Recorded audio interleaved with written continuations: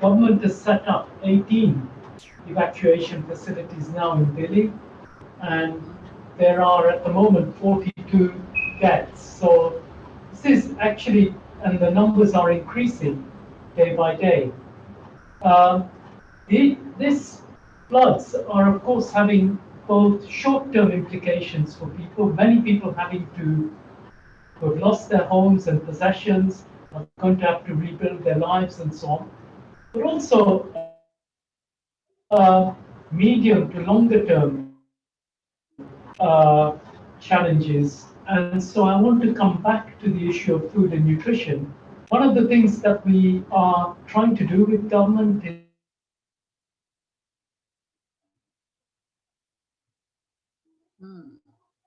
Oh, I suddenly lost sound.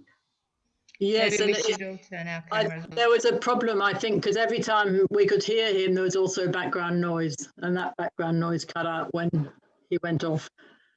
Anyway, look, I can't stay, so I just wanted to say that AITA's sort of trying to gather as much information as possible to share about who's doing what and all the different campaigns for funding. So hopefully any information that comes out of this I'll receive. Maybe Lanu also will be informing us about it when we see him on Saturday. So yeah, sorry I can't stay, but I have to go now. Yes, that's right. Anyone in Melbourne, attend the barbecue on Saturday at the Studley Park Boathouse, and you'll hear Lanu speak about his project in a pussy. That's right. And other things. It's the welcome to students, actually, the annual welcome to students. It's on the AITA Facebook page, so if anyone wants to come along, just go onto the Facebook page. We're asking people to book so that we know how many people to cater for. So yeah, hopefully we'll see some of you there. Okay. Good. Now, Roy, can we hear you again? Are you back? I thought you disappeared for a while, but Roy. Yes? Do you want to say, Helen, can I just make a couple of very quick points as well, and then? Yes, yes. You can. Go ahead, Roy. Yes? Oh dear. We are having connectivity problems here in Timor. We've been having them for the last week, or some would say the last 20 years, but we've had them particularly badly in the last week. So Roy seems to have gone off air a bit again, but welcome to the new people who've just come. He's back, Helen. Roy, go ahead, Roy. Okay, I just make a couple of very quick points. Yes. First is that, there is actually about the impact of the floods. There is actually. Okay. About the impact of the floods on the agricultural system and food production. So they have already started that, and I think the flooding has impacted on 8 of the 13 municipalities, and so this is going to have quite significant knock-on impacts. And I think in the next week or so, we will have at least the initial projections of what has been the impact on agriculture. Second big concern with the floods is also, of course, when you get floods, normally you get both vector-borne and waterborne diseases after it. So vector-borne are, of course, dengue, malaria, and so on. And waterborne diseases, of course, the most rapid and often the worst is diarrhea. So that will also lead to potentially a lot of potential fatalities, etc. So there is actually a need for us to think about what do we need to do in the health sector, what do we need to do in food, as well as the different other sectors. We are having a meeting tomorrow with all of the humanitarian partners and some parts of government to develop a sense of what is the picture that is starting to emerge after 4 or 5 days of this, and then what are the immediate needs, and then what are the longer term needs. And I think next week or so, government will be calling a bigger meeting once they have also finished all of the assessments that they're doing, including on infrastructure and so on. So look out for those, but let me stop there. Thank you, Helen. Right, good. Well, thanks very much for coming along, Roy. I know how busy you are and what a lot of things are going on, but if you could just send us the odd email or a bit of thing, we can put this up on our Timor-Leste Studies LinkedIn group, which hopefully people will get used to having a look at, because we're going to try and use that to update people on all the topics of these conversations we're having, and people can use it to have debate too, because that's quite important. So thanks very much. And thank you, Helen and colleagues. Thank you. Yes. Well, yes, I'm glad you were able to come, because we never know whether people in the UN system are interested in sort of little informal groups like TLSA Dili chapter, which is hardly a big outfit, but in fact hardly exists. But it's good that you are interested, so we will keep that in mind. Yes. Thank you. Now, we've got a few other people have joined. Now that, yes, since I last welcomed some people in, I noticed we've had Russell Darnley's come in. Whereabouts are you? Are you in Indonesia? No, at the moment I'm actually in Singapore. I was in Indonesia for 18 years, but for 7 years I've been in Singapore. Right. And I did spend a little bit of time in Timor-Leste in 2017, working with teachers for Timor, teaching English up in Ainaro. Oh. I formed a lot of views about agriculture because I've got a background in geography, and also a very obscure branch of geography come science called fluvial morphology, which is the study of streams and the way they shape. That's exactly what's needed. Yeah, well, I thought that the best thing I could do today was to give you all a document that I've lifted off the Public Utilities Board here in Singapore. I think Singapore as an urban centre is state-of-the-art water management, stormwater management in the tropical and equatorial world. Wow, yes. I thought that would be useful, but I can see given the size of Timor-Leste and the size of its GDP, its capacity to fund infrastructure projects, that very little of this, I think, could be done without significant international aid. But it will need to be done. Yes, well, it's interesting that you know, I am being dragged in to be a co-PhD supervisor of Ego Lemos, who is doing his work now on what he calls water conservation, but it's actually catchment management. It's actually, you know, looking at where the water comes from and where it goes, and designing systems for farmers around that, rather than what seems to happen in Dili, designing systems that block up all the water and stop it going wherever it needs to go, as we saw after the flood here. So I think that could be very valuable. If you're going to be able to send us that document, send it to me or put it on the LinkedIn group or do something with that. We can make sure that gets to people who can make use of it. I've done a summary, but I made sure there are links to the site itself. I've done a type of an executive summary of it for you. Oh, right. That would be very useful. Now, I thought we'd have a few more people from Dili with us by this time.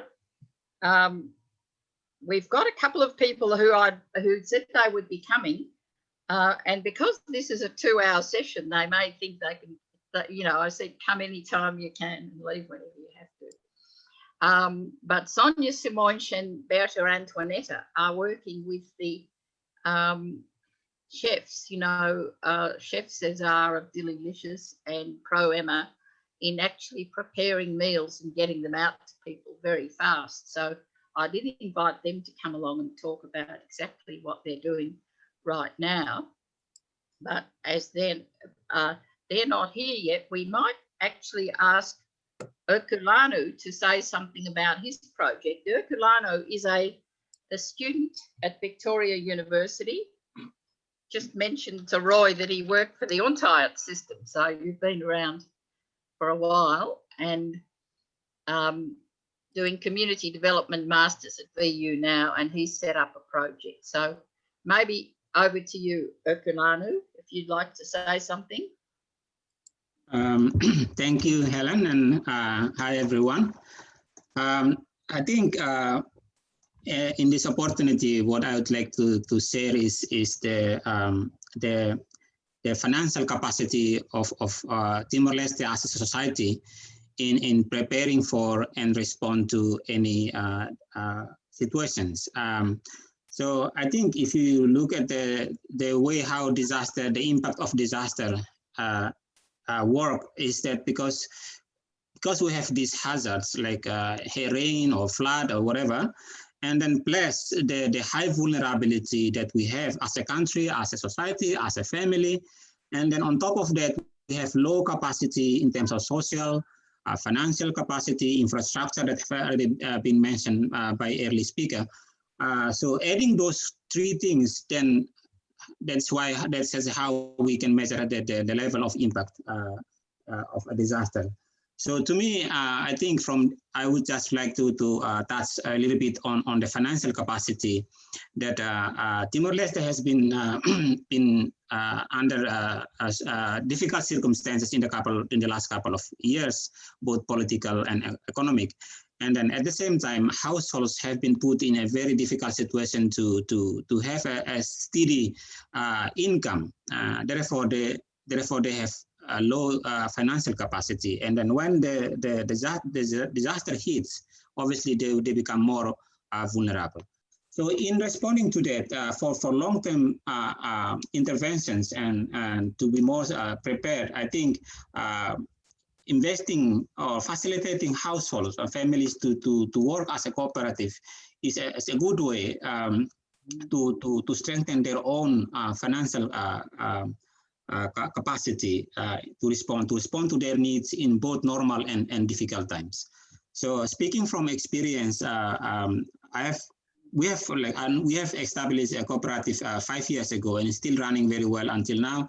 And then the members are increasing both in numbers and also financially. We are increasing in terms of capacity. So when you have those capacity, the people come together, that the unity, solidarity is getting stronger as well. So you get the social capacity, but at the same time, financially, we are very strong. So now we are, because we have easy access to credit, so we are members are able to respond to their needs. And then some of them now still having credit to pay back, but we have the system that, okay, to put it on hold because of this difficult time. I think also in our cooperative, every year we save aside a significant percentage of our interest to save as a social fund. So now in this difficult time, we take this money out and support members to respond to their needs. So this is another example of how cooperative can help members to respond to any difficult times. So that's just a little bit of how cooperative can help to respond to our needs. And then a little bit of my fundraising. So on Sunday, after hearing the disaster happening, the flood happening, so what came to my mind suddenly, I think I'm here, so what can I do? I know Australian people are generous, and then they are accustomed to donations. So why can I use these resources to mobilize some help? So that's why I set up this fundraising on Facebook, and then fortunately I get a very good support response. Thank you to Dr. Helen for helping to spread out the news. And then I also would like to take this opportunity to thank those who are already providing your financial support to this call. And then I hope you'll continue to help me to spread out the news so that I can reach the target as soon as possible to help. So my target for this fundraising is to support people in especially for those who are coming from Oikusi region. So Oikusi is an enclave region which is separated from the mainland of Timor-Leste. And then due to the COVID-19 lockdown, there is no transport from Dili to Oikusi or Oikusi to Dili. So that puts students in particular in a very difficult situation during the lockdown. Even before the flooding, they have difficult times because parents cannot send them money, cannot send them food, and now they have flood, and so they are having a double burden to deal with this situation. So to me, having this little support, I know that the funding that I am raising is very small. That's why I'm targeting this students group to help them survive these difficult times.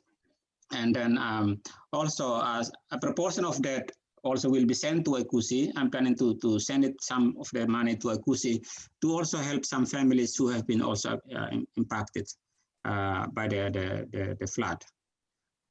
So that's it, Dr. Helen. Maybe later on, if people want to have questions or more discussion, happy to talk more. Thank you. Yes, well, thanks very much. I think anyone like to ask any questions from Lanu?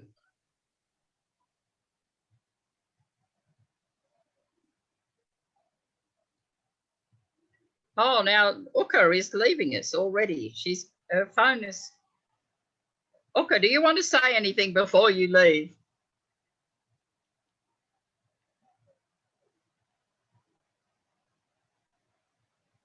Uka was a fellow student with Lanu in Melbourne until recently and is now back here. But I think that and she's involved with the Solidarity Economy Group, which is looking at strengthening credit unions, cooperatives, fair trade, microfinance, those sort of small-scale economic activities, which are very much needed in Timor.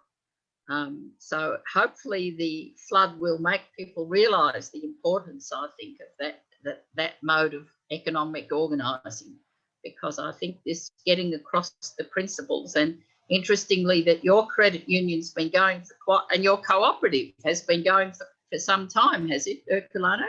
Tell me, how did it get started? So it was started with just a smaller number of us, like 10 people of us from Oikusi. So the idea at that moment, 5 years ago, that it was hard for people to get, like people in Dili to get together to share ideas about how development should be done in Oikusi. Because and then I came up with the idea, like if there is I think we should start with something that binds people together. So I said, money can be one tool to bind people together. Then you don't have to worry about inviting them, because they will come anyway because they have to do something about the money. Then when they come for the investing money, then we can talk about development issues. So at the time, money, like running saving and loan, was kind of just as a bridge to get people together to share ideas about development in Oikusi. And then it turns out to be, and then later on, people see more on the financial benefit. That's why then the members keep growing. Yes, I think that there's a lot needing. I mean, another aspect of what was doing last year is rewriting the curriculum of the secondary schools. Or I was employed by the minister to advise her on how to rewrite the curriculum for years 10, 11 and 12. And I suggested to her, why not reorganise the natural sciences and social sciences within the framework of 15 of the Sustainable Development Goals, because that covers just about all the knowledge you need to develop the country. And sadly, a lot of it is often not taught in secondary school. The theory of it is taught, the physics, chemistry, biology may be taught, but people don't know how to apply it. So that we came to our section, that the SDG on decent work and economic development is a great subject for learning about different sorts of economic organisation. The SDG, responsible production and consumption, a great place for learning about what is money? What is production? What's the difference between subsistence farming and cash farming? Because there's a big difference, and farmers who, there's not a plan really to move farmers from the subsistence sector into the small and medium enterprise sector. So Ego Lemos has also had the idea, along with Leo Vijaldo Bellarmino, that the secondary agricultural schools need to be totally reformed, because at the moment they are, just to put it mildly, fairly useless. Almost nobody who goes there becomes a farmer. They all go, or they all aspire to go to university and repeat what they've done at high school, agriculture again, but do not end up running their own farm. So there needs to be education for farmers in the actual secondary school skills, including computers, including all of financial management, all those things. So this is partly why we started talking to a range of people, you know, who've come into this discussion, because Timorese have got to get together and talk about these things. What needs to be taught in school, you know, cooperatives, a whole way of organising a local economy so that the farmers will benefit is top priority. Anyway, now I can see that Chris Adams is here, who's also set up a fundraising. Chris, can you talk a bit about your fundraising for the Friends of Ileo, for the people in Ileo? Yeah, sure. And how it's getting on and what you're planning to do? Happy to talk briefly. We still might want to hear from Alberto and some others from Timor if we can. Oh, now that's right. Yes, I see Alberto. Wait? Yes. I'll wait. Look, I'm not. Alberto, are you there? Yes, I am. Yeah. Do you want to say anything about what's happening in Swai? Yeah. After the lockdown in Covalima for the COVID-19, then currently there was a flooding in many places in Covalima, where around 28 houses devastated, and the farms and also livestock. Mm-hmm. So, Friend of Swai support the community center to help to work together with the district disaster management committee, how to find out the problems, the information, so that they can support us. But for the moment, we work with district disaster management committee, especially with the civil protection. We deliver the emergency response to those who are victims of flooding in Covalima. So I urgently contact with Friend of Swai through the coordinator, name is Carlin Herlock, and support us with small grant to support, especially to the community who we are working with them as our beneficiary of agriculture programs, women's groups, but also we supported the transport and the shelters and noodles, rice to the old people who are victims of the disasters in Covalima. As you know, that's why we also have a specific program, call it disaster risk reduction. We also working with an international donor based in the US, call it Gift to Asia. And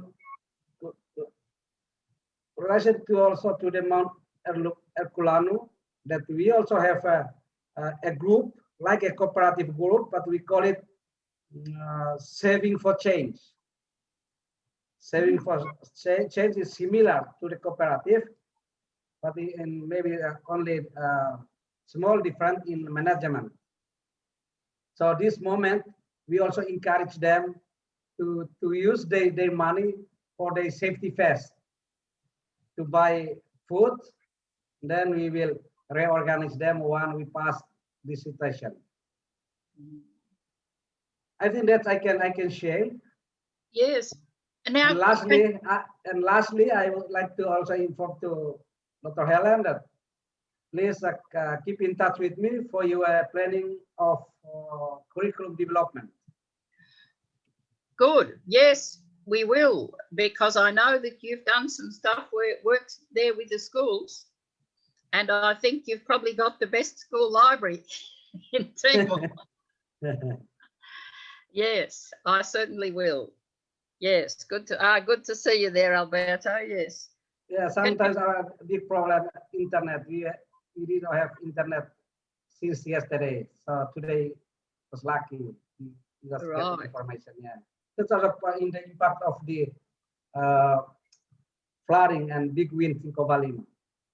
Can you tell me what's happening with the COVID? Because you were under lockdown in Swai, in Covalima before we were in Dili. Yeah, that's also one very important activities. We work together with the municipal task force and also the Minister of Health in partnership with Friend of Swai and Oxfam. We just the first from the beginning, the first of the state emergency. We build the awareness of the community about prevention in all villages and sub-districts in Covalima. But then suddenly there was an imported case in Fatumean sub-districts. We were totally locked down. So that's also a negative impact to the life of the community in Covalima. So what we do, I myself contact regularly with the new district administrator of Covalima, who was the first coordinator in here in the community center, that they formed a group called Access COVID-19 in Dili. So we mobilize the food, noodles, cooking oils to the places where locked down. Oh, right, where they can't get out. Yeah.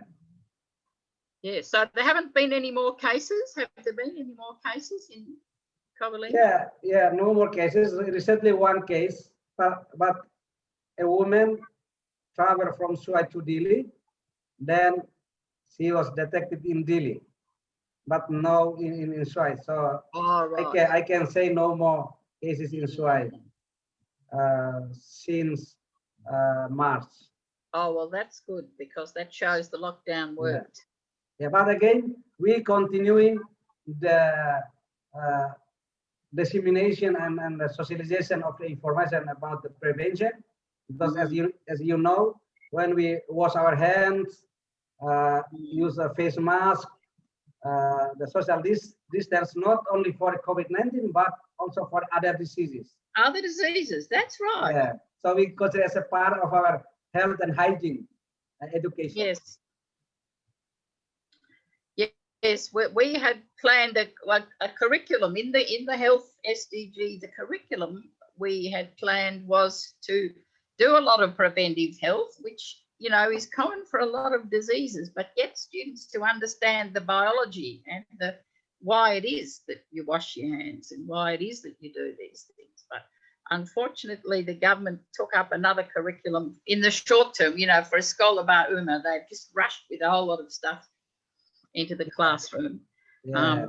But my worry with a lot of these things is that emergency programs should prepare the way for long-term programs, not undermine them. And unfortunately, very often emergency programs undermine long-term development programs. I'm sorry to say, not just in Timor, but everywhere. Anyway, we can have a bit of a discussion about that later. So thank you. Now, Chris, do you want to give us a view of what you hear from Aleo. Thanks, you? yeah, well, Yes. for those who don't know, I'm working with Friends of Ileo, it's a moorland and Hume council and community in a friendship relationship with Ileo. I must have missed my hand hygiene over Easter. I caught a heavy head cold somehow. I've had my COVID test today and waiting for the result, but I don't expect it's that. It's just some other thing. Yeah, so what I hear from Ileo is really, apart from some people losing their houses and a small number of deaths, there's a road damage is probably what is a standout, or the road Ileo to Dili is completely washed away. I think they did manage to get the Malbisi ambulance through the waterfall area the other day, but the road's not serviceable, and all the roads from Ileo town to the sub-district centres are cut. So luckily, I think the road to Malbisi and the hospital is still open. The road from Ileo to Malbisi. Yeah, it was the other day, so I think that might be. In water power, communications are pretty uncertain, down all the time. I think people are expecting food shortages in a few days or a week because of the interruption of the two-way flow of food and goods between Dili and the districts. Yes, now Ileo is a big centre of food growing for Dili, is that right? Yeah, and a lot of rice fields, vegetable gardens and livestock have been completely washed away. So there's going to be some medium to long-term recovery in that area as well. The erosion has meant that the irrigation channels are perched high and dry with the undercutting of the creeks and rivers. A lot to be done there. I think it's showing the local government administration that they really need to work with the community to get things going. At the moment, just from the small window that I can see from Friends of Ileo, we've got at the Friendship Commission representatives, an individual, Martin Hardy, working together with the administration to communicate with us, and we're providing some small emergency funding for things like food and building and household materials for most badly affected households. That's started already. What they're working on is possibly mobilising some youth brigades through the Ileo Municipal Youth Centre to actually get out for a month and do some real clean up on public and private assets that are needed to be restored, which would be minor roads, and maybe some of the fields that can be recovered and become productive later in the year. That's still a work in progress. It's how that might go and what sort of a level of support we can give to that. I think the administrator is expecting that most of the heavy lifting by the government will be in Dili, and that a lot of the municipalities in the regions will be left largely to their own. The administrator is trying to get some private contractor to help with restoring the road, one of the roads to Dili. So, yeah, there's not a lot of, there's still what scarcity, paucity of information about the real impact so far because of communication, physical communication and internet communication being really limited. So in the longer term, even in the lead up to this, well, apart from the COVID, I'll leave the COVID stuff because that's pretty much covered now, except to say that just before the floods, students who were boarding in Dili were running short of supplies and food. Yes, this and is income happening because they weren't being able to support by the families, and there was a great danger of them sneaking their way through the cordon and getting back to the district with the potential for spreading any COVID or other problem. So that there was a small relief effort organised by the Ileo Annan Association and the University Students Association to provide some food to those stranded students. And as the administrator was preparing to work on an evacuation plan to bring them safely back home, but that was pre-floods. I think that's all fallen in the heat because of the floods, and people probably moving as best they can, to assist their families. So in the medium and longer term, a lot of the Friends of Alea partners, we have been working with Permatil and others on that water source management project or theme. And that's resulted in a number of youth groups in a good handful of villages really doing some good work late last year and early this year on applying the principles they learned through Permatil. Alongside the wisdom of their elders who used to look after, the water sources, but I think there's been a drop off in the application of traditional knowledge as well as the newer knowledge. So that was making some good progress. Other partners, including the Maryknoll community and the Resource and Training Centre in Alea, we've been helping them with some food security, food crop diversity and experimentation, improving coffee, and looking towards and involving women in all this work so there's greater women's participation in those economic spheres, and working towards a future where there might be some eco-agriculture, coffee, tourism linkage to be able to be slowly built up in Alea and some of the nearby sub-district areas. So that will continue as that, hopefully in tandem with any emergency support that we can give. So we're just waiting on some donations from the public appeal and from some local partners to be able to continue the emergency relief and some of that medium longer term stuff. Yeah, that's all I can come to mind at the moment. Happy to take any questions or comments. Right. Now I'm just looking to see who else we've got here on the board. I noticed we had Peter Lynch, who seems to have disappeared, but Jerry or Janet or Judy, would any of you like to make any comments? Or anyone, Russell, also make comments about anything Chris has said or the others have said. I think we can maybe move into general discussion. Yes, Janet. Oh, Helen, I was really here to listen. Yes.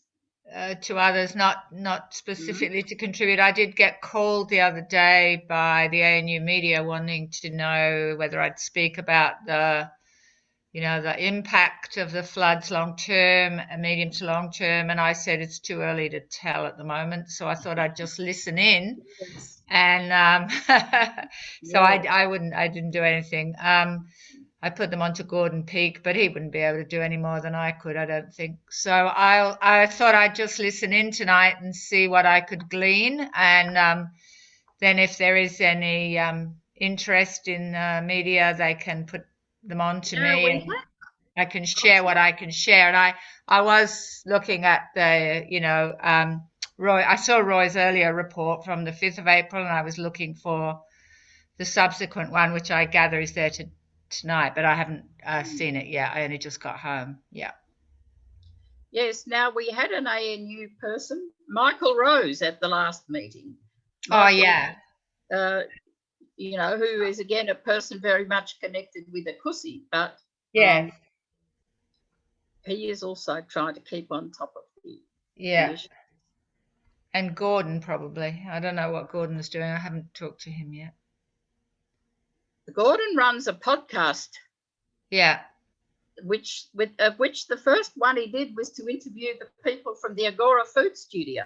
Now I've just put something up by one of their members on the Pacific example, because last week we had 2 people from Papua New Guinea and Fiji joining us in the discussion about food, because in a sense the Pacific Islands kept their food sovereignty longer than Timor did. In a sense, Timor lost its food sovereignty with the Indonesian occupation.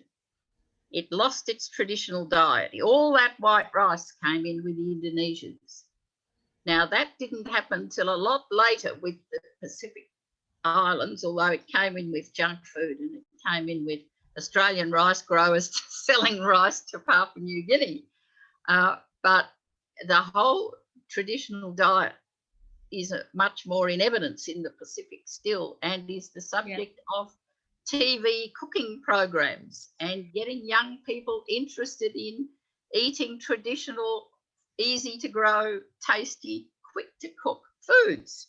Great. Mind you, they have better cooking stoves in the Pacific than in Timor. Yeah. I can't believe Timor's cooking stove development has gone nowhere in 20 years, in 50 years. Anyway, but that's a different issue.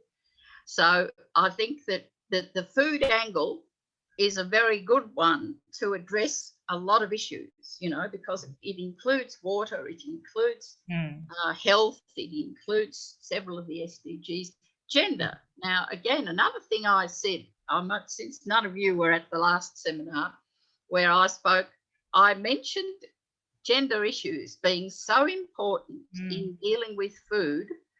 And I quoted Margaret Mead. You may remember the celebrated anthropologist Margaret Mead, who I didn't always agree with, but she made a statement about the colonial country's habit of dividing what happens to food before it leaves the farm from what happens to food after it leaves the farm and before it gets into people's mouth, and putting men in charge of one and calling it agriculture and women in charge of the other and calling it home economics, meant that the part women were in charge of became low status and dropped out of almost dropped out of existence. It did in Timor, because this is why I was trying to explain why it was Timor closed 2 home economics teachers' colleges in 2002, the year of independence.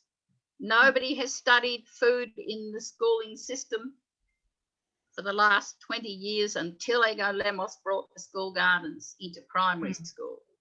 Still no cuisine. No cuisine is taught. So, and the Indonesians, I hear, had a good program, and boys and girls all learned how to cook and grow food and cook and eat it. Even though they also were responsible for bringing in all the white rice and saying you're uncivilized if you don't eat white rice. But there's a whole lot of history there that we need to remind ourselves of when we're looking at food aid. May I make an observation about this? Yes, yes.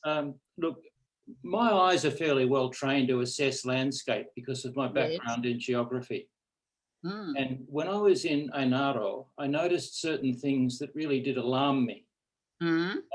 Firstly, you know that there's been a lot of death in that area, obviously, as there has been across much of Timor-Leste. My sense was, first of all, there was a demographic effect of Indonesian occupation, and that was a loss of whole cohorts of the population. Oh, yes, that's right, yes. And that was obvious to me when I went to the markets and when I walked in the countryside. Secondly, I noticed that many people that were growing food crops looked as though they'd got the directions for growing these crops from the back of seed packets. Oh, yes. I didn't see any indication of the sorts of intercropping and integrated horticulture and farming that I saw widely in similar conditions in Indonesia. And I also saw a great deal of evidence of land that had been formerly cultivated that was now no longer under cultivation and that was subject to the forces, steady forces of erosion. So your earlier reference, Helen, to teaching agriculture is very, very important from what I can see.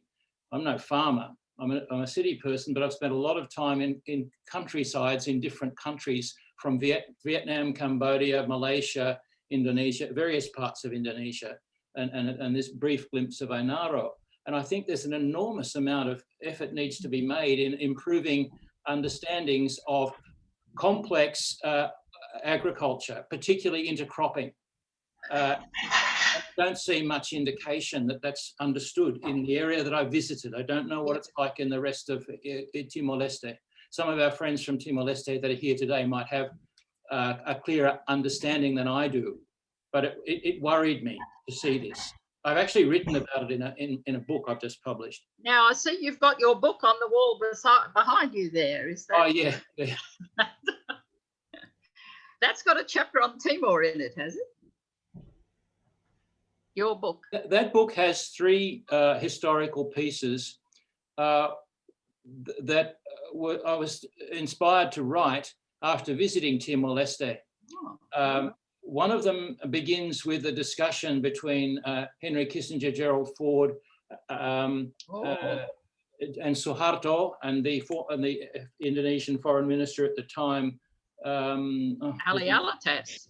No, before Alatas, the guy that had been a Trotskyist in his youth and then became part of the Orde Baru. Anyway, they were speaking in this sort of bland diplomatic language about Suharto was seeking American permission to invade East Timor as it was then. And it was extended by Kissinger and Ford saying, but don't involve us, don't use American weapons. Yeah. And then and give us 2 days to get back to Washington. Well, Suharto invaded the next day, so he didn't really respect the US either, or Timor. Another story is about traveling from Dili to Ainaro, but reflecting on aspects of my own experience living in Indonesia through this period, but also living in a city in Sydney where I had activists supporting the freedom for East Timor as my neighbours, and the difficulty that presented me. And the last story is a story about a journey to Jakarta Doas, and I think everyone would know about Jakarta Doas. So I've tried to give a history of drawing on my knowledge of the region, and historical research into this. 3 stories. Well, look, I mean, just before we move on to somebody else, another historical point about agriculture that I would make. I believe the Indonesians, through the KUD program, de-skilled farming, made it unskilled and low status. So now everyone in Timor believes farming is to be done by people who drop out of school. So there's no real education in farming, how to run a farm, of which permaculture is a good basis, actually. But that is not taught anywhere. It's agricultural science that's taught, and abstraction, and agricultural economics too. But I think the actual, you're right about the complex, the traditional farmers would have had a more complex knowledge of these ways of using the land. And now nobody wants to become well, I wouldn't say nobody wants to become a farmer, because the few young people who do want to become farmers have no career path into farming because everybody ridicules them. So that's the very sad thing. That's why we're advocating a different type of livelihood secondary school, is what EGO wants to call it, to be the reformed agricultural secondary schools where they do work on their own farm, they grow crops, they establish their own farm in the 3 years they're at school. And by the time they graduate, they're selling their first crop, and they're joining a cooperative or setting one up, and they're learning skills like renewable energy and other things to make other income. So the whole thing is quite differently conceived. That's our plan, and we are hoping that the ministry may actually listen to it, because we don't know yet. So now, yes, Jerry, would you like to make some comments? All right. Just sorry, Chris. I'll let you go in after myself. I like Janet. I'm only here to listen. But if there's a discussion, there's 2 issues of concern that I want to raise. Yes, good. One relates to the very early discussions about emergency relief. It seems, yes, from past experiences that I've investigated and understood, where it seems again that there's a lot of small, well-meaning groups, whether in Ailu, whether in Okesi and so on, who are trying to help in emergency relief. the government is still prevaricating, trying to work out what they're going to do. There's a lack of coordination. It worries me that none of this is done in a coordinated fashion. Everybody's well-meaning, but it seems to me that unless there is a network and a collaboration, and I'm sure the government could do that immediately. They don't have to prevaricate and wait for data and information, as Janet says, which is important and somebody, but right now there needs to be some coordinating process that goes on. Whether Roy going to his meeting tomorrow and so on, they can bring about some coordination, because it worries me. I think things like that have, they tend to, there are gaps that won't be filled, bang. If there's 8 of the 13 municipalities that are being affected, how many of the 8 is there the type of work done in Ailu or in Okesi or in Kovalima? That's 3. Where is all the 8 being handled? Another thing is, what are they all doing, and whether they are working in hand, or we got trucks going the same way in different places, or not allocating the supply.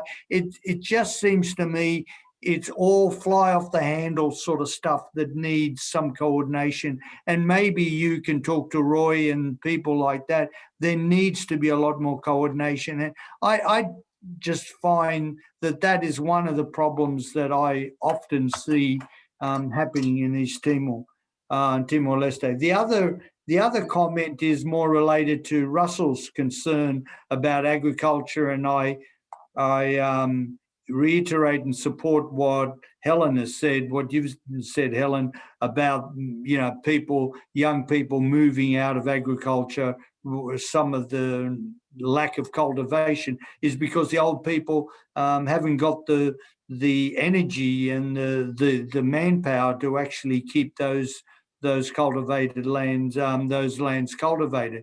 But the efforts that have been made to bring about more sustainable agriculture, not from the seed packets, as Russell remarked.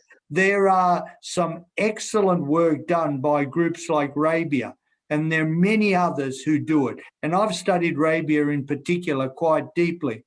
It's fantastic. And what you see is the young people are inspired and actually see a future, not from going to a college, but actually through the social learning process of actually seeing how sustainable agriculture works. I don't think anybody, I certainly wouldn't want to go into agriculture if the example of agriculture is coming off the back of a seed packet. Why would anybody do that? There's no building of skills.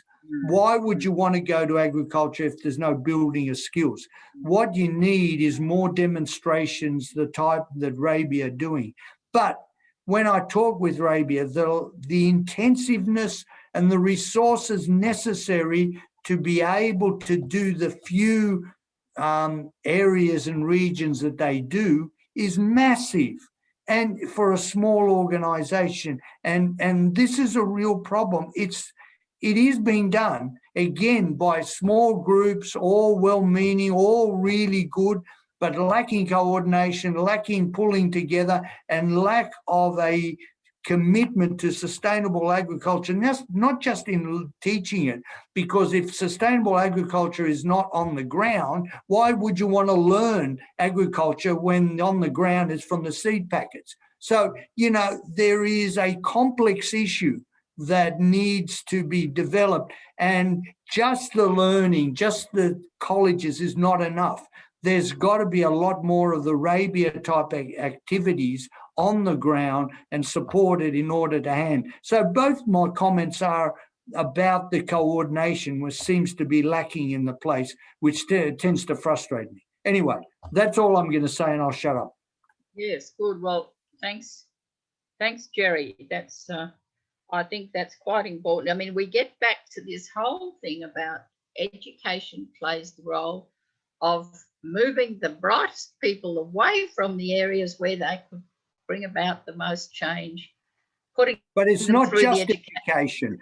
Helen, my point is, it's not, education is not the fix-all of everything. It's a complex issue that needs infrastructure at the agricultural level and so on. Education is important, but to think that it's a one-stop shop to solve all the problems is not quite right. I wasn't suggesting that at all. I was, yes, but I was saying people said, oh, we need more education, and what do? Put more money into existing agricultural schools, which don't end up bringing any knowledge into farming.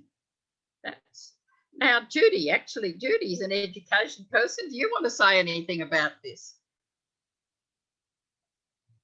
Are you there still, Judy?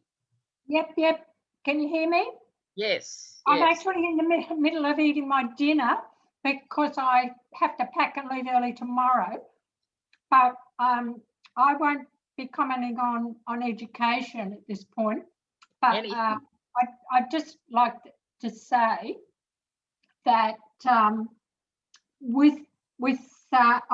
have been in contact with Michael Stone's Veterans Care. Oh, right. Yes. How's that going? And with a couple of ex-military folk to just let them know that places like Begia who've been isolated because of the health fences, and that would also include a Kusi, they ran out of rights before this before the flood, so that some of the, they say that they're actually not too bad, quite that they've handled the flood quite reasonably, except any of their crops are destroyed. But I tried to put a word in that that some of those isolated communities, particularly because of that COVID isolation, might need non-perishable food drops, because in Begia they're actually going out into the forest for the taro, but all their wood's wet apparently. Yeah. So that's all I want to say. Taro is a good food. Yeah. But it needs a lot more cooking. It needs a lot more energy. Oh, but it's much better for you than rice. Oh, yeah, I mean, it needs more energy and than fuel than the rice. Yeah. Yes. So now we've just welcomed a new participant into our group, Thamma Bolambola, who's joining us from Fiji. And this is an appropriate time to talk about taro and cooking stuff, actually. But, we're having a conversation about food aid. Well, originally about food aid. Thamma was at our discussion last week and the week before, actually. So there's the only person here who's been at all of them. Because Fiji has been relatively successful in staving off some of the worst aspects of malnutrition. You've also got a lot of experience with cyclones and disasters, I think. Emma, would you have any comments to say about food aid, the bringing in of emergency food in Fiji that might be of relevance to Timor? Helen, thank you. Good evening, everyone. It's 8:35 p.m. here in Suva. And my apologies, I was a bit late. I was way late somewhere. Yes, thank you. On food aid, Fiji has an experience. We've had disaster, hurricanes and cyclones and whatnots for almost every year, 1 or 2 cyclones, and government has always taken the lead with NGOs with NGO support. One thing that the NGOs have talked about before we talk about food aid is actually once there's a disaster, even government commits this mistake. They go to look for data. They need evidence to inform their donors or something. And we are saying, no, you take relief first. Relief is what they need, not data. We even asked people must take relief food. If you're going to collect data, take some relief items, especially food. especially immediately within the first week of a disaster. They're sending out people to collect data who've got no food, emergency food with them. This is what's been happening, and we protested about it. I think it's very inhuman and almost immoral to do that. Getting data. They all rush to the field to get data. Even some NGOs are guilty of that. But I think after a while, after the complaints, I think this is something we have to look out for when groups are just, instead of providing relief, the first thing is they want data, but they must take both, take relief items and actually collect data if they wish to, not just collect data without giving anything, giving any relief to those who are victims of natural disasters. Food aid, government has been has taken the lead in this. They've always packed things, but you know, aid arrives after a week after the cycle because they have to prepare and pack and everything. Only the Red Cross I know has already has containers with pre-packed items, disaster items, including dry goods. Here in Fiji, I've seen that Red Cross and so I think is it Save the Children or or is it the Salvation Army? They have at locations they have containers with pre-packed with items. Blankets. I don't know how it works, but the Red Cross is aware of this. And when there's a disaster strike, I think they sort of air them out or something every 6 months because hurricane only happens between April and November and April. That's a hurricane season in the Pacific. So every that's a 6 months of hurricane season. So I think in the other they change things. I think they do some cleaning up of the stock now and then. Maybe Red Cross should be contacted. How do they do their? I think yes, it would. I'm sure that Timor-Leste Red Cross has a link with Fiji Red Cross. I think they would have. The Red Cross Society all over the world are linked. Yes, and I think that's an interesting thing because they are one of the most prepared worldwide organizations. It's really about preparedness. I think this is about preparedness. That's right. And because the Pacific's had a lot of cyclones, they're more prepared than Timor for something like that. November to April is cyclone season down south. In this world. Right. That is known. Yes. November Now, Chris Adams has been putting up a comment on the chat about post-school youth. Do you want to say something about this? Or just before you say something, when you were speaking about having a brigade of young people organised in Ileo, is it? I was reminded of the Secretary of State for Environment, who has an environmental brigade. I don't know whether they're full-time people or what they are. They're people who've just left school.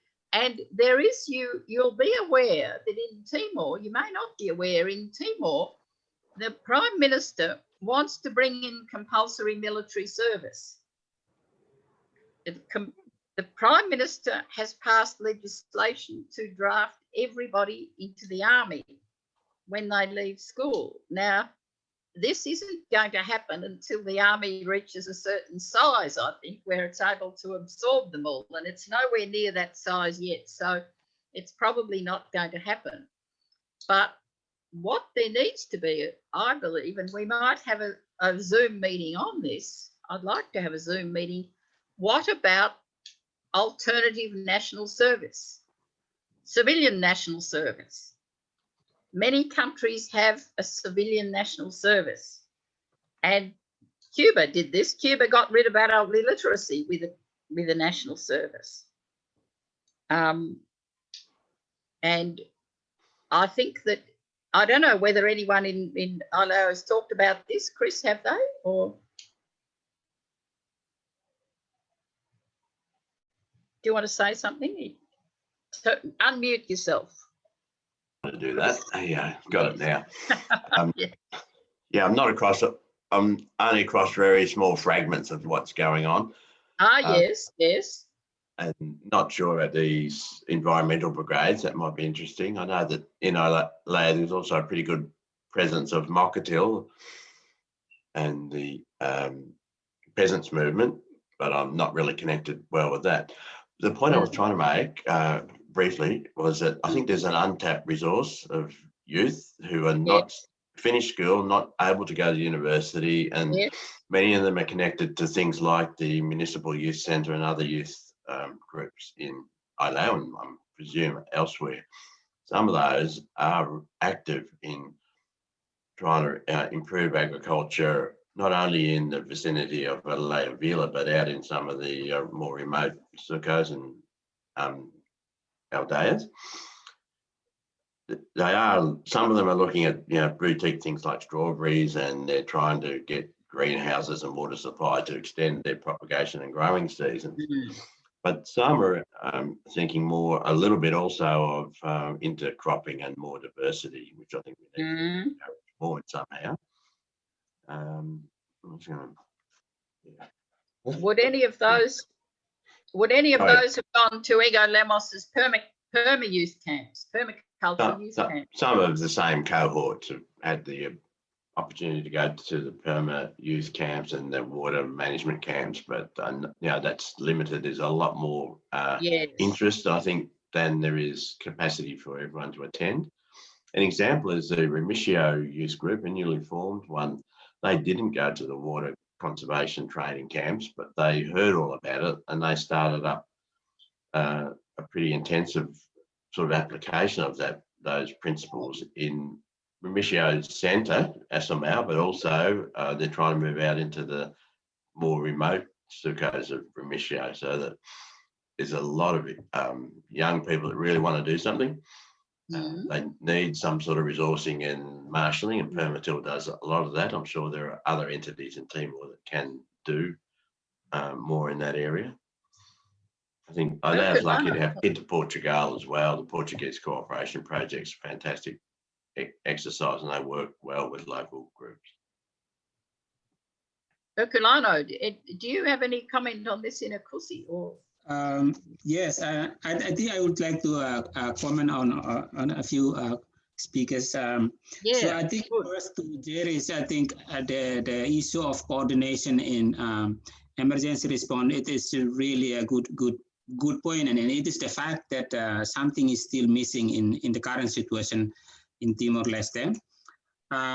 Although within the government there is a Secretary of State for Civil Protection, which, to my understanding, is the main responsible entity to run the coordination, making sure everything is planned well. But unfortunately, this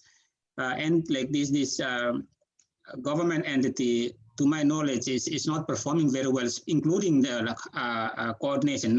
What we have seen now today, since Sunday, everyone is like uncoordinated. It's very true that like responses are very sporadic, and like everybody is responding in their own, and leaders are like visiting different places with packets of food items and blah blah blah. So it's really messy response, and I think there will be some side effect of that uncoordinated response.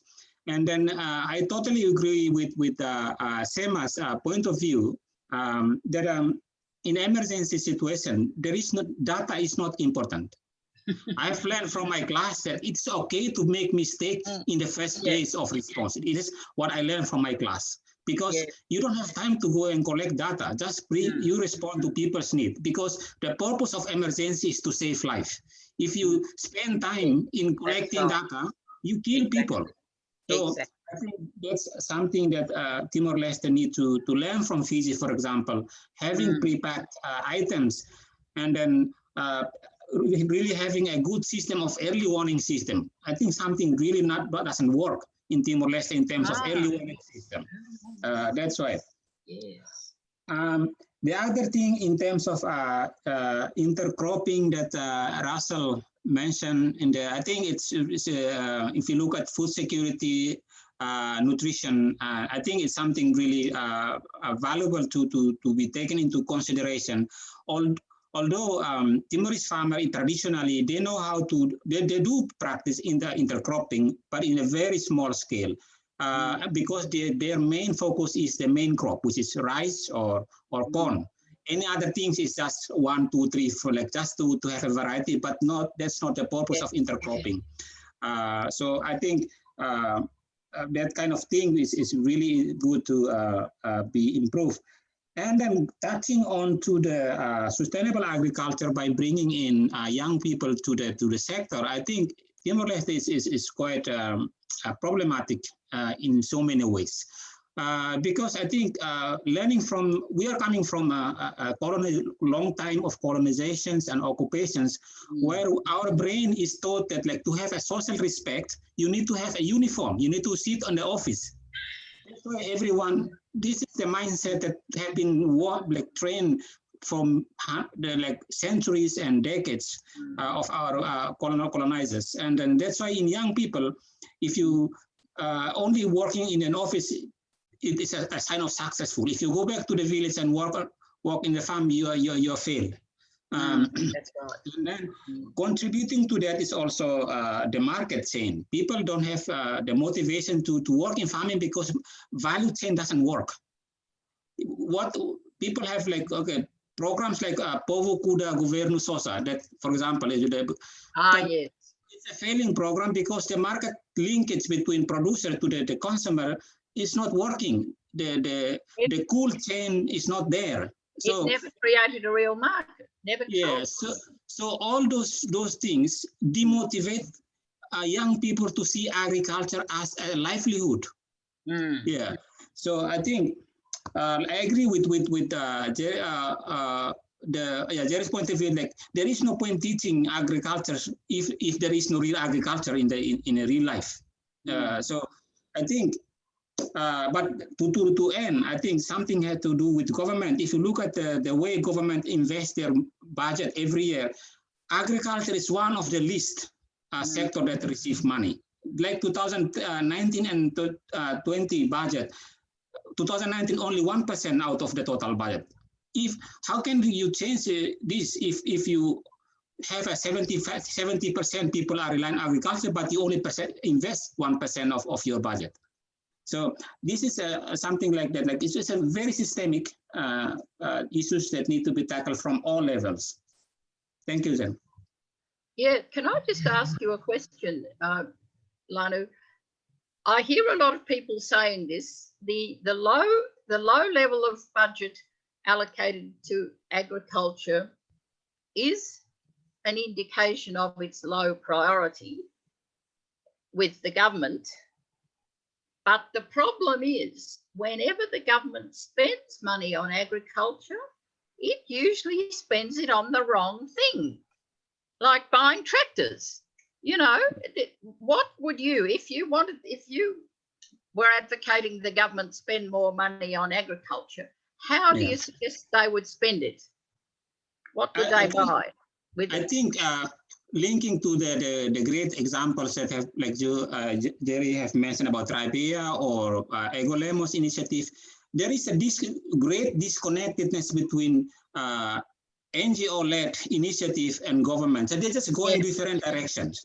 That's so true. I think that's the wrong thing. You can buy tractors, but if you don't teach them how to do properly and to sustain them, like the way NGO work with the community, we don't go anywhere. Yes. Yeah, I think disconnectedness is something that I see. So yes, I mean, I think you're right. That is the need. It's got to be more than just increasing the spending, because you know, they built that polytechnic in Betano. They built an agricultural polytechnic in Betano. Now that is a replication of the Faculty of Agriculture at the National University. In fact, the former head of the agriculture faculty at UNTL went to be the head of the polytechnic at Betano. It is not going to train more farmers. So, you know, there is a huge debate needed to be taking place on this. You know, and I'm not even sure who the people are in the government who are ready to have that debate. I don't know. Anyone else got any ideas?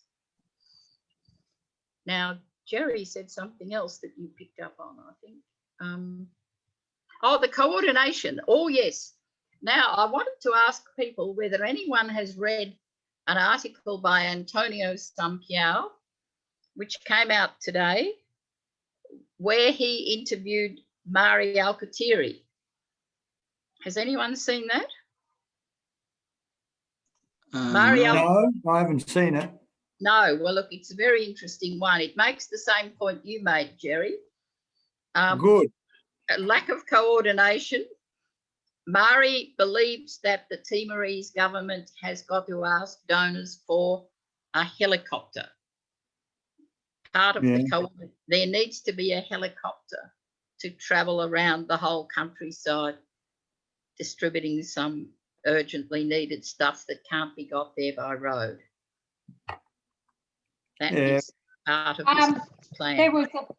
There was something I saw yesterday from I think it was from some government agency in Australia saying, well, we can't do anything until we're asked by the government. Look, that is true, yes. But the government, I hear the government's now asked. That's why I read in one Facebook post, Karaniti Vane said, thank goodness the government has now asked for aid. Oh, good. And I think the Labor member of Parliament in Darwin might have had something to do with this, because he's a person who used to do work in Timor. And I think that the message has got across now that the government has actually asked for aid. But Mari Alkatiri's question is, do they have a plan precisely of what they want to ask for? Yeah, to me, yes. A helicopter is, again, only one small bit of a total planning and coordination. Right. It is only one. You know, helicopter, again, seems to me, again, another way of pinning a bit of a tail on a donkey type game that there seems to be playing. Oh, we need a helicopter. Where are we going to put it? You know, this is not the way to do things, I don't think. Anyway, I'll shut up. I mean, he said it needed coordination first. Yes, it was that. It was part of the thing needed to Hi everyone. Russell, yes, good. Well, thanks for joining us.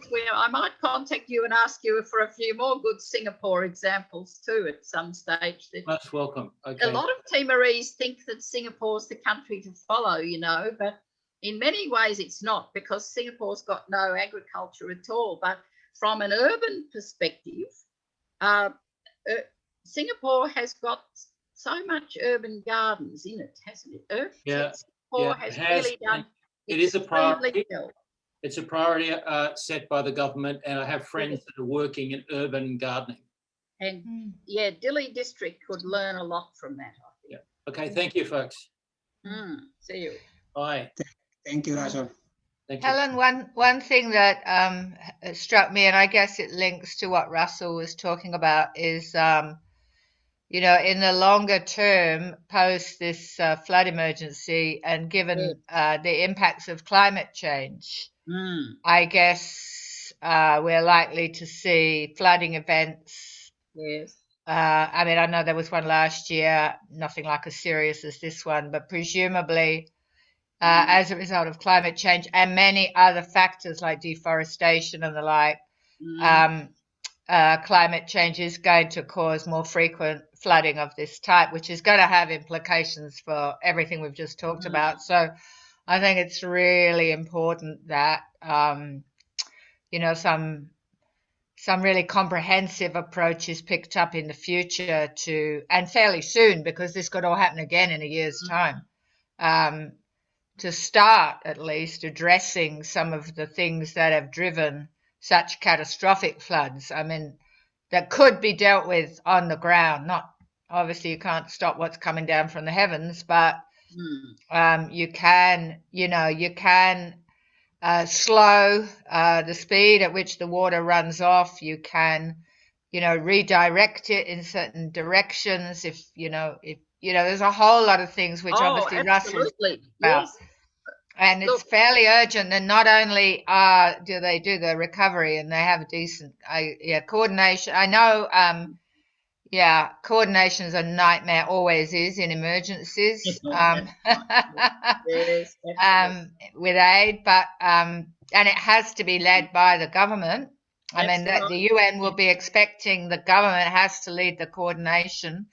And if the government is weak in its ability to do that coordination, that's a problem. That's really a problem. And they need to coordinate with the civil society as well. And, you know, I don't know what's going on there. With, given you've got this multi-party Janet, government, that is a bit of a difficulty. Yes. I agree, Janet. All the studies on resilience say that you've got to set up the coordination long before so that you're ready for resilience. I get sick of all this, everybody saying communities are resilient after the fact.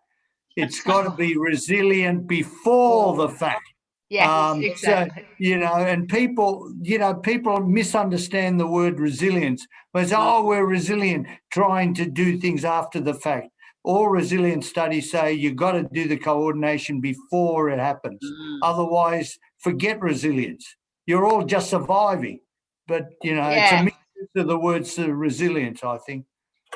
Totally agree, Jerry. It's all got to be well pre-planned.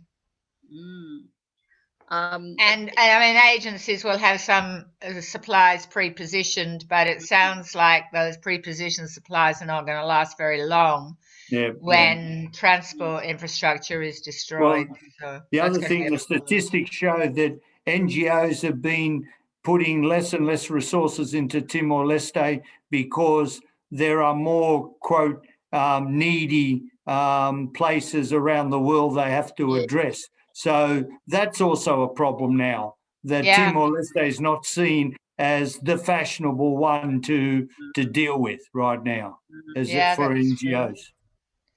Yeah, although the Australian NGOs will be responding, I'm sure. I did connect with ACFID today, and they are just trying to pull together information about how all their member agencies are responding. That hasn't been finished, but that's what they're doing. Do they still have a Timor committee? They used to have a Timor committee. No, I don't think they have very many sort of country-focused committees at all now, Helen. But they are just, I just contacted them earlier in the week to see if they needed any help with this one, but I don't think they do. But they, well, you know, I know several ACFID members who've dropped Timor. You know, QF has dropped Timor. The Australian Council of Churches has. The Uniting Church has. I think there's a lot of agencies that don't have any ongoing interest in Timor. I got an appeal came through just a few minutes before this started from the Salesians because they're Don Bosco. Oh, well, they will. Yeah, no, they've got a very long-standing and solid record. And Alola's already put out an appeal, and which I've contributed to, and you know, because I just feel like I'm going to give directly to the local groups where I possibly can, because they're on the ground, they can move it quickly. Yes, well, for the first few days, I think, I gave it to that Rosa Horta one because I knew that she would do something in the first few days. But then that's not a long-term prospect. That's a very early stage one. But getting back to what you were saying about the way that one of the things that really struck me living here in Dili and watching the floods come in and watching the length of time it took to get rid of the water and the expense it took to get rid of the water, the people in the compound next to me had to hire a pump to pump water, you know, over a few ledges out into the street where it could then slowly drain away through the street, you know, drainage system. And I've believed this for a long time. It's not the first time I've thought this. UNTL engineering faculty, I don't think knows how to teach drainage. I don't think anything successul has been done. All the drainage of Dili has always been like this. You know, you know, and again, it's an example of the separation of theory and practice in higher education and elite people refusing to do so-called low-level work.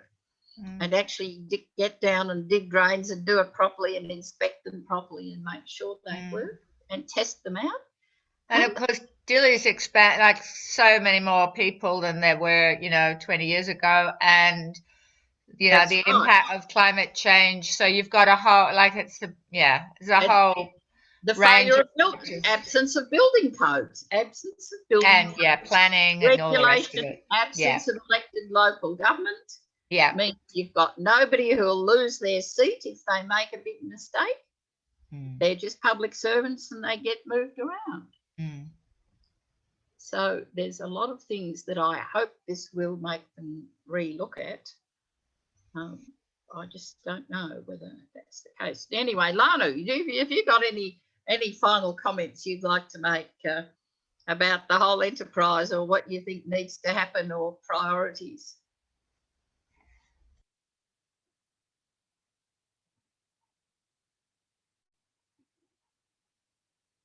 Unmute yourself, yes. Yeah, sorry, I forgot to. So yeah, I think nothing specific to add, but I think the government has flooding in Dili and the country will, like Janet said, it will be regular things to happen in the coming years, and but unfortunately the government, I can say that they didn't take any lessons and improve things from time to time. That's why every time there is a flood, the same problems happening again. So I think the government has to learn from this and work better with development counterparts.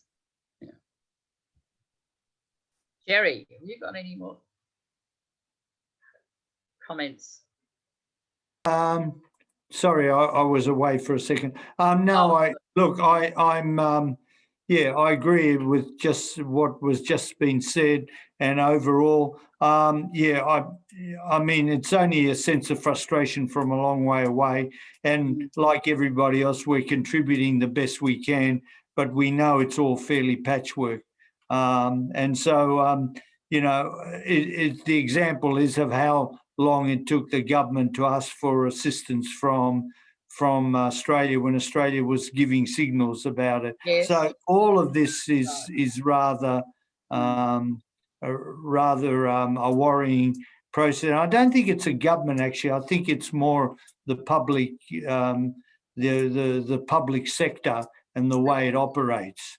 Rather, you can't blame it all on the government, because often it's the public sector who they depend on for getting all these things, getting all the pieces together and sorting them out. So I think a lot of the problem, often when you say the government, it actually is the people underneath the government who the government needs to actually do the work for the government to actually do the things that they blame the government to actually do.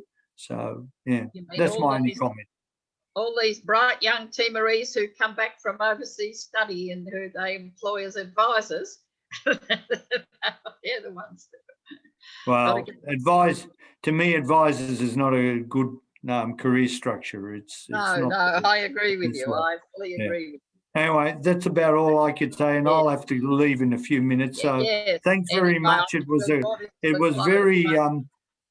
a very good learning experience hearing from the people on the ground there. Thank you very much for that. I'm so sorry we didn't have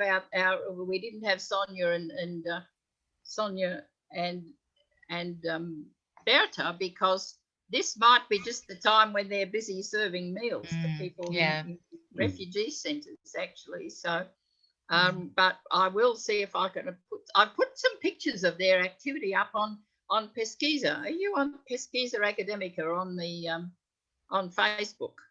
I've got there's a page there that I've put stuff up about what they're doing and ways you can support it. So, and we'll try through other channels to get further information out about what's going on.